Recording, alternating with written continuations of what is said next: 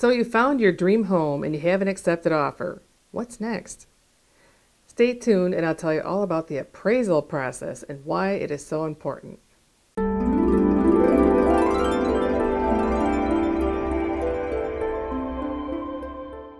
Finding the right home and making the right deal and getting an accepted offer isn't always easy, but there's more to come. You still have to have your appraisal done. So now it's time to find out if an independent appraiser, what they think about your home and what they think about the home's value, so that your lender can give you final approval on that loan. So you're going to go ahead and have an appraisal done by an independent appraiser. They're not working for the buyer, they're not working for the realtor, and they're not working for the bank. They are totally non-biased and working to get an accurate measure of what they think the home is worth. So the appraiser's job first is to do a walkthrough of the property. Some appraisers are doing appraisals for FHA and VA loans, and in that case they have a checklist that they have to go by and let you know, or let the bank know if there's any chip paint, cracked glass. There needs to be a railing at every staircase. They're going to look at the roof and the foundation to make sure those have time left on them and that there's no structural problems that are noticeable, and then put that in a report. He's going to also make any comments about the home that might affect the property positively or negatively. Next, the appraiser will go back to the office and look at the comparables.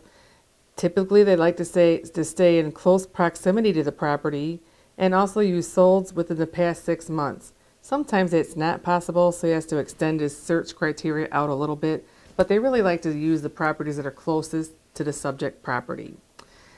So then he'll go back to the office and make some adjustments. Let's say one house has a basement, another one doesn't. He'll give an adjustment for that. And maybe if there's more property included with the sale, then he might give some adjustments for that. You'll see some pluses and minuses on the appraisal report. And then he'll give a value to it. He'll make a decision on value. And then he'll get that to the lender.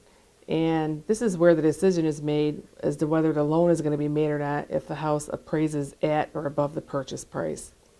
So if the appraisal does not come back at the purchase price and it comes back less than the purchase price, there's some options. And that has been happening a lot more lately than it has in the past, because we just ended a bad time for home sellers where property values were down and now they're starting to come back up. So then the solds back here aren't as high as the sale prices up here. So I've been having more issues with appraisals, quite honestly. And so at that point, the home seller and the buyer have to come to an agreement. Either the buyer is going to come up with the shortfall and give it to the lender at closing, or the seller is going to come down in the price. And typically the buyer doesn't want to pay more than what the house is worth. So their agent asks the seller to reduce their price to the appraised value. And many times they will do that, but then sometimes they won't, and they'll just walk away from the deal. Recently, I just had that happen, and what happened was the seller decided, okay, I'll reduce my price, but I'm not paying any closing costs for the buyer because we included closing costs in our purchase price. And so since they're taking less money for the home, when a home buyer asks the seller for closing costs, they add it to the price so that they can finance in their closing costs. But when the appraisal doesn't meet that price, the seller really doesn't want to pay their closing costs. So they say, okay, we'll come down to the appraised price, but you pay your own closing costs. So sometimes that could happen too.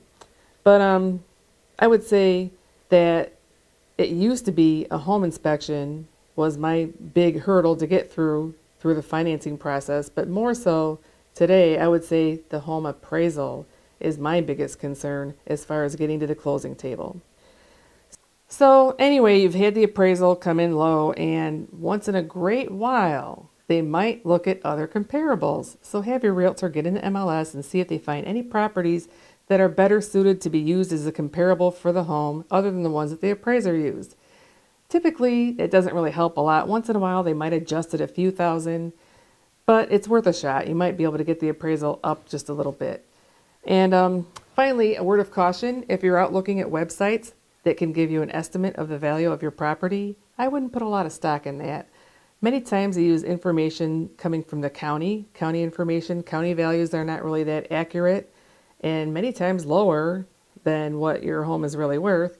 And they also use tax rates or other statistical information, but they really have no idea what the inside of your house looks like or any of the updates that you've made compared to the neighboring properties or the comparable properties they're using.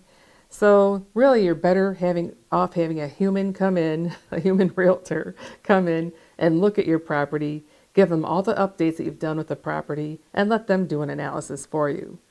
So if you found this information helpful, click the like button. And if you would like to subscribe to my channel to get future videos that I'm going to be doing, subscribe below.